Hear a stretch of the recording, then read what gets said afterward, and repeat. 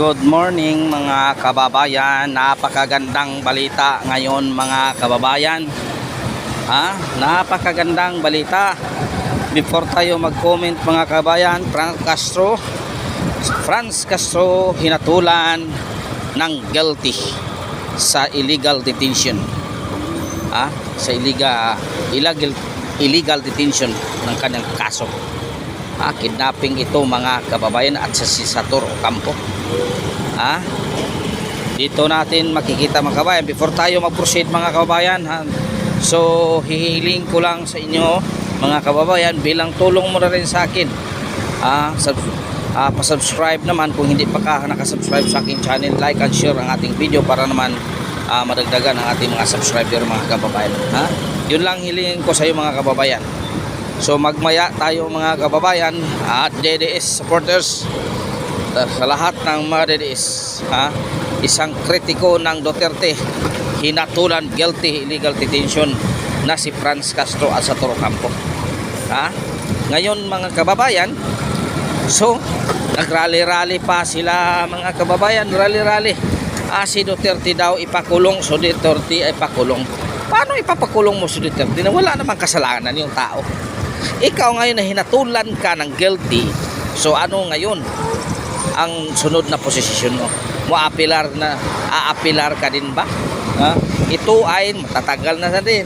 Matagal pa din ang desisyon ng korte nito pag i-apilar ito. Dapat ang korte nito dapat magdesisyon agad. Hindi yung aabot ng ilang taon. Sa ngayon pa lang, so 6 months, 1 year, dapat magdesisyon sila kung i-apilar ito ng korte.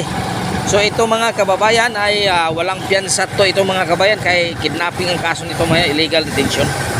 Sila sa Sator Ocampo. Ngayon mga kababayan, dito natin masubok kung ano ang posisyon ngayon ng Kamara. Kung ano ang posisyon ngayon ng Kamara, dahil supporter ito ng mga Marcos. Kung talagang ipapatupad nila ang batas, kung sinasabi nila ang batas ay batas, tingnan natin. Tingnan natin dahil si Franz Castro at Sator Ocampo hinatulan mga kababayan. Sila ay nagkasala sa illegal detention. Ngayon mga compare mo sa kaso ni Kibuloy, malayong malayo mga kababayan. Malayong malayo dahil si Kibuloy hindi pa hinatulan ng korte. Pero parang si Kibuloy parang wanted na napaka delikadong tao si Pastor Apollo Kibuloy mga kabayan. Ito ngayon si Franz Castro. Dito natin masusubok ang administrasyon na ito kung ano talaga ang kapalaran ni Franz Castro. Ito ba ay ipa-aresto? Pag lumabas ang warrant dahil guilty na siya dahil guilty na, sasabihin mo umapila, sasabihin Castro, apilar pa kami, apilar hindi pwede. No, may warrant ka na dapat ikulong ka dahil kahit ano pang paliwanag mo, guilty ka na. Ganon tayo mga kababayan. Dahil si Tibis pinaalis ninyo kahit hindi mabigat ang kasalanan. Hinanapan ninyong kasalanan para magkaroon ng mabigat na kasalanan. Ngayon, anong mangyayari ngayon kay Franz Castro? Maglagay kayo ng isang convicted criminals sa Congress. Merong kompleto na mga kababayan. May convicted sa Congress, may convicted sa Senate. Wala na talaga itong administrasyon ito ng mga kababayan. Wala na talaga. Kahit anong sasabihin mo, puro na lahat ng dyan ay may mga kaso na. May convicted, may hearing pa. In the end of 2028, ang lahat siguro nandyan, iilan lang siguro nandyan, lahat siguro makonvicted. Mga kababayan, mayroon yan.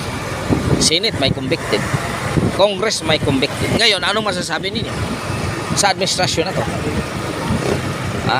Ngayon mga kababayan, kung si Castro hinatulan sa administrasyon Duterte, iiyak at iiyak yan si Castro. Sasabihin niya, walang justice sa ang ating bansa. Dudulog tadayin yan. Dudulog pupunta na ng United Nations din ang bansang Pilipinas. Wala ng justice. Ngayon, sa administrasyong Marcos, mag-rally kayo. Sabihin nyo na wala rin justice ang Marcos administration. Ha? Sabihin nyo. Ha? Ngayon mga kabayan, ano na ngayon?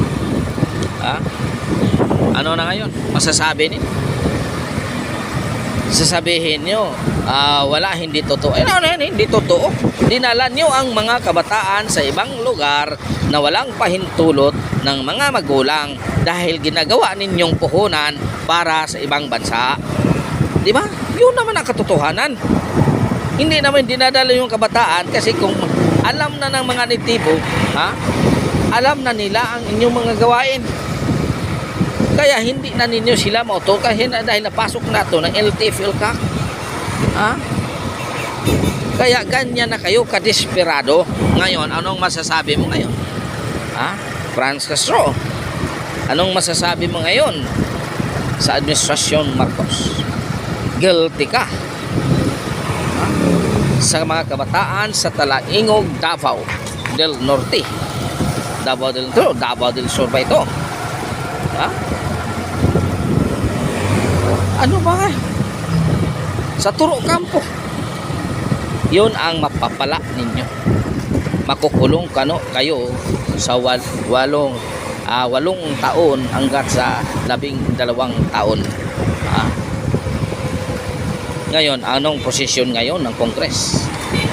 Na ang kanyang ginsakupan ay may guilty verdict na. Sasabihin ng Congress na umapila pa yan, hindi pa yan, umapila pa yan. Dapat siguro batas na i-implement ninyo ang batas sa bawat congressman. Alisin ninyo yan. Ialis ninyo yan. Tapos may plano pa si Caso tumakbo bilang senador. Nako, Franz Castro, walang ganyan sa stage, Franz Castro. Maraming salamat mga kababayan. Hanggang dito na lang po mga kababayan.